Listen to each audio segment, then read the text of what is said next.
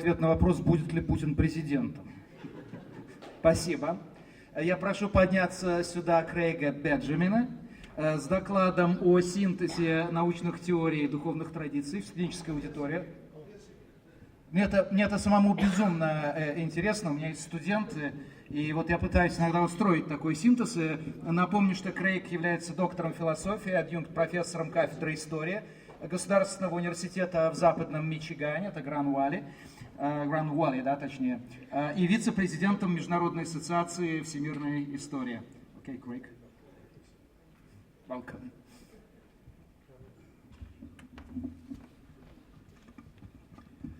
Okay, привет. Меня зовут Craig Benjamin. I am a professor from Australia originally, but now from Grand Valley State University, which is in Michigan, in the heartland of the United States.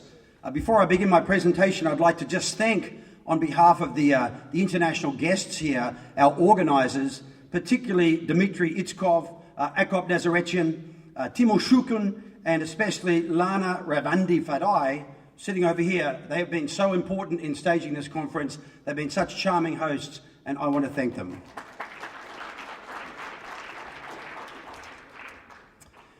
Now, one of the most powerful claims that Big History can make in support of the argument that it should be incorporated as a foundational course for first and second year college students, particularly in the general education program, is that it engages students at all levels of their cognitive and emotional reasoning. And it helps these students, like my students you see here, it helps them work through some very real problems and dissonances in the relative safety of the classroom. Students who come into a Big History course bring many ideas with them about the origins of the universe and their purpose for existence. And these ideas are immediately tested in an environment where their classmates share ideas and different worldviews. These discussions need to be handled carefully because they delve into the very deepest ideas these students have had about their purpose, ideas that have sustained them often without question until this moment in their lives. By the way, all these students are in my current classes or last semester's classes. These are all 18 and 19-year-old students from Grand Valley State. They're all saying hello to you from Michigan. The best format for these sort of discussions is the student-led discussion format, where teams of students, as you see here, devise questions and facilitate the discussion in a manner that is less threatening than the professor-led discussion. The most critical dissonance that Big History addresses head-on in the first few weeks of the course is the gulf between the scientific and the religious accounts of the origins of the cosmos, of Earth, and of life. After teaching Big History for 15 years now in Australia and the United States, this question has consistently proven to be the most challenging of all for students to address, particularly in the Midwest of the United States, which is a very conservative Christian environment. But it's also proven the most pedagogically useful to address. For many students, the Big History classroom is the first place in which the key theories of Big Bang, of plate tectonics, and of evolution have ever been clearly explained, along with the evidence that supports them. That might be hard to believe, but many students receive very little information about these theories in high school, either because they attended religious schools where these theories are not taught, or because they were at public schools where teachers taught a very watered-down version because they were intimidated by parents, or even if they did receive a genuine scientific instruction, they often sort of switched off, didn't really listen because these theories clash with their religious views. For some students, the explanation of these theories and their evidence in the classroom leads initially to anger at the scientists must be wrong, and then anger sometimes at their parents and their communities for keeping them in ignorance, and very often anger at the professor, who is seen as a liberal force and not to be trusted. But then comes a period of serious cognitive dissonance as the logical part of their brains tries to reconcile this compelling scientific story and the evidence with the faith-based account of origins that has sustained them this far in their lives. The discomfort becomes even more unsettling when, during class discussions, students realize that many other members of the class have no problem accepting science and have a totally different worldview. So this is an ideal scenario for the teacher, of course, right? Who's genuinely focused on enhancing student learning and encouraging students to find ways of resolving this cognitive dissonance. The challenge, as I'm sure you're aware, is even greater in the supercharged political atmosphere of the United States, where some politicians exploit this so-called cultural divide for political gain. I'm sure you're aware of that. My experience over the past 2 decades has been that students can work out ways of bridging this divide between sort of faith and logical science, right, if the issues and the debates are handled sensitively. Until recently, the sort of sense of optimism I've had has been based on anecdotal evidence, comments in the classroom, some student evaluations and so on. But I am determined to try and press the argument for the widespread introduction of big history into state university programs in the United States and elsewhere, including Russia. But to make this argument to the people who have authority, to college deans, to directors of general education and so on, we need real empirical data. So I've been trying over the last year or so to gather some data about the sort of deep learning that we all know goes on inside a big history classroom. You can see some students here filling in one of these questionnaires quite recently, just a couple of weeks ago, in fact. So I've begun this idea with some low-key studies of my recent and current classes at Grand Valley State. I teach big history as part of the general education program to, as you can see, mostly younger students, first and second year students. So these are all 18 and 19-year-olds. Students who signed up for a big history course without really knowing what big history was all about. So I've got some basic data. I've been collecting reflective essays where students reflect deeply on these issues of faith and science as a preliminary step towards constructing a larger scale model that can be tested in different contexts, different cultures, different countries. So far, of course, my study is tiny and statistically meaningless. But this is where all the big historians in the room come in, because they'll all be hearing from me shortly with questionnaires that I hope they'll be able to distribute to their classes as well, so that collectively we can accumulate a lot more data. Hopefully this will then help persuade university authorities of the very real individual and indeed societal gains to be made through introducing some form of big history as a foundational general education course, the way it has been done at a wonderful university, Dominican University in California, who are real pioneers. At Dominican, big history is now the sort of mandatory introductory course for all incoming first-year students. Let me give you a quick snapshot of this class. So you can see religious affiliation, about 33% are various forms of Protestant Christians. You can see 21% Catholic, 21% agnostic, and the rest sort of divided between some Greek, some Russian Orthodox in the class, Jewish, Muslim, Buddhist, and a tiny percentage of atheists. About 2% profess to be atheists. In terms of political affiliation, you can see about 25% conservative, 25% liberal, and I think a very heartening 50% claim to be moderate. Now, when asked after several weeks of the course how they feel about these scientific theories, do you accept Big Bang cosmology as the most accurate account that humans have been able to devise about the origins and history of the universe? You can see about 65% think yes, 28% no, and about 7% unsure. You get the same statistics when we discuss evolution. Right? Now, these are, of course, the two most difficult, most controversial scientific theories for fundamentalist Christians to accept. But 65, 28, 7, plate tectonics is clearly less threatening somehow to faith and ideology.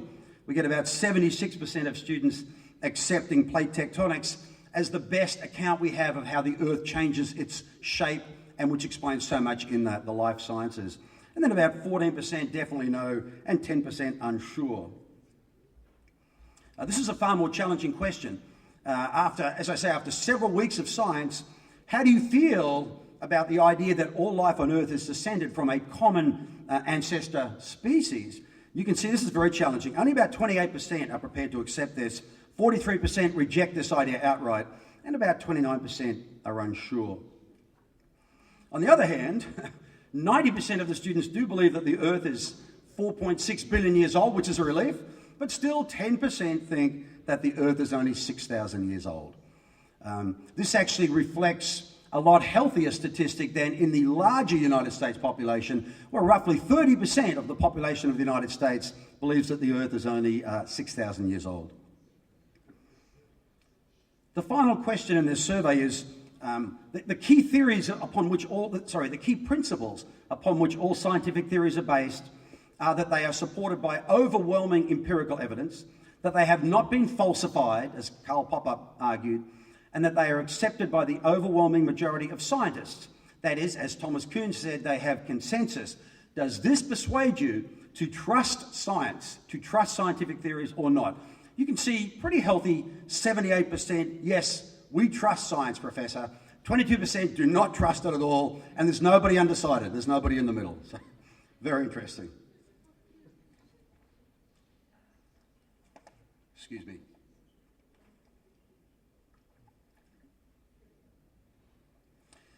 So I mentioned then I asked my students to do reflective essays. They all complete an essay in which they have to honestly say, how do you reconcile this dissonance between faith and science, firstly in your own mind, and then what strategies can you think of that might help society, particularly American society in general or at large, also make these reconciliations? So let me share, again in pictures and students' own words, some of their ideas on this. So for this young lady, she says, I believe in religion because that's what I learned first, that's what has sustained me my whole life, and I also find it morally correct. But to be absolutely honest, I believe in religion because I'm scared of God. For anyone that believes in life after death and a superior being that created us, then turning your back on God is the last thing you want to do. But the same student says, on the other hand, with all this evidence I'm hearing, all this compelling evidence, these theories become even more believable, scientific theories. But how can I abandon my religion? But how can I dismiss the science, right? I can't abandon my religion. I can't just join the masses living in ignorance. So I guess I have to find a way of reconciling the two. You get a sense of the very real dissonance, the real struggle that these students who've known nothing but religion until they come to university that they have to deal with. So this is the way they deal with it, right? Many students, of course, think the idea that God created the earth in 7 days is just a matter of perspective, right? That God used the Big Bang, God used evolution, but it might have only taken 7 days where he is, but it probably took 13.7 billion years here on earth. This solves a major problem for me, says this student. Another said, after learning about the scientific theories in this class, I'm able to have both an educated and a faith-based view on the creation of the universe. My way of reconciling the debate in my own mind is that I take all of the scientific evidence into account, and I believe that a higher power put these clues in front of us so that we can uncover the mysteries of the universe as we become more educated. So in other words, God is discovering science is discovering God's mechanism. And on a similar line, science is simply a way of describing God's great design and how he left it for us to help make sense of why things are the way they are. Right? So these are a few personal strategies these students use. I should have said that I am a liberal humanist and have very little faith, but of course I keep that very quiet in the classroom. My job is to help students work on this idea, this challenge themselves. So then I say, okay, what about this sort of very divided society that we live in? This cultural divide which splits conservative fundamentalist Christians from liberal agnostics or even atheists. What ideas can we come up with to help bridge that in society? Right? So the arguments are, firstly, science and theologians need to work together. Both religion and science are about trying to understand the world around us. They're both trying to find meaning in life. The other key issue seems to be that if we break it down, Professor, they say, this divide is only over two issues of Big Bang and evolution. Most religious people, even the most fundamentalists, have really little problem with other parts of science. They accept the laws of thermodynamics, the laws of physics. They accept the gifts science has given to medicine and technology and so on. In the United States, these divisions between religion and science only stem over the question of the creation of life and earth and the universe, as the Bible explains it, and the creation of earth and life and the universe as science describes it. But these are just small areas. Other issues are easily reconciled. So we need to focus on these more reconcilable issues and then gradually sort of work out from that towards these two big questions. Now, many students believe that these challenges will disappear through globalization and an increasingly multicultural world anyway. So again, students on this table, the divide between religion and science is less of a problem for people of our generation, right? These, of course, are the leaders of 2045, right? Less of a problem. Educated people around my age seem much more at ease recognizing the beliefs of others without feeling that their beliefs are threatened. This could be a result of globalization, allowing inevitable exposure to new cultures in ways never thought possible before.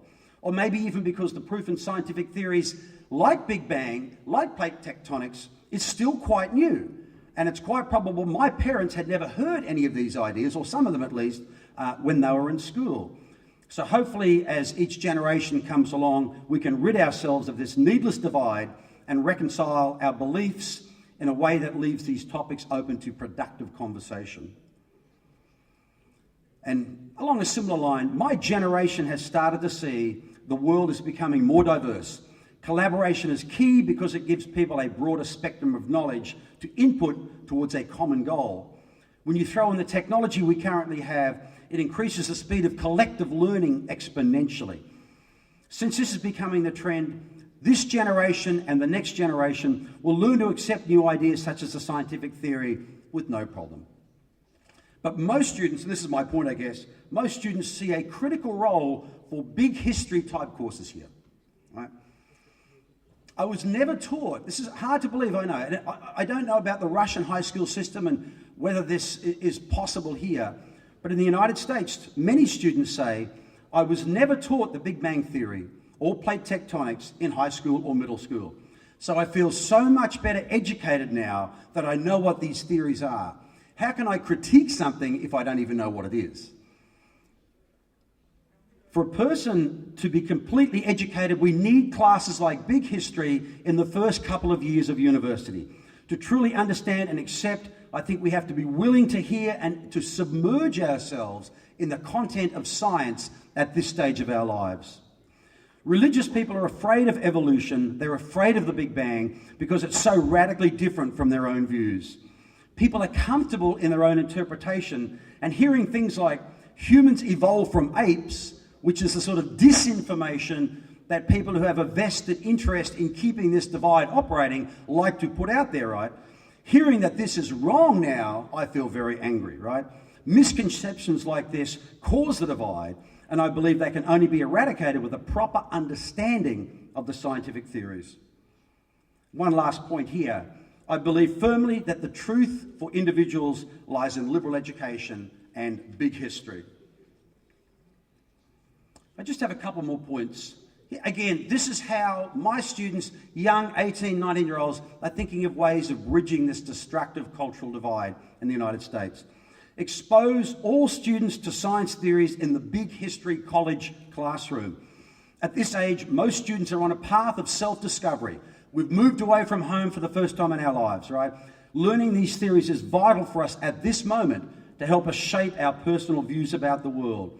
It's at this moment in our lives that we get to decide and choose for ourselves what makes most sense. And then some students say we should present the religious theories at the same time as science, right? But students in my class reject that mostly. Quote, if we must present religious beliefs as an alternative to every scientific fact and present every religious belief on every subject, then every science class will become a bloated mess of ideas where opportunities to learn useful knowledge will be diluted by presentations of useless ideas. How would we even choose which beliefs to include in this religious response, right? Where do we draw the line between the religion and the cult, between doctrine and crackpot theories? When we stop using scientific reasoning as the baseline for scientific teaching and education, we lose the very essence of what makes science so useful. Second last slide. A common slogan in education is knowledge is power, right? This is completely true. Again, these are all my students' words. The deprivation of this knowledge power in school has prevented people like me from having a real understanding of science's side of the story. And that's what creates this ignorant discontent, denying this knowledge power.